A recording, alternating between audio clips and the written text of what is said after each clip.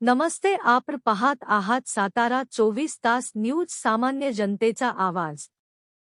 उपमुख्यमंत्री अजित पवार यांच्या विमानाचा अपघात झाल्याची प्राथमिक माहिती समोर येत आहे। अजित पवारांची आज बारामतीत जाहीर सभा नियोजित होती।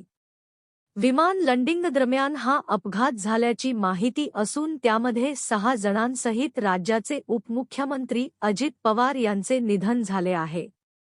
अपघातानंतर तातडीने मदतकार्य सुरू करण्यात आल्याची माहिती आहे। या घटनेबाबत अद्याप अधिकृत तपशील समोर आलेला नाही। प्रशासन आणि सुरक्षा यंत्रणा परिस्थितीचा आढावा घेत आहेत।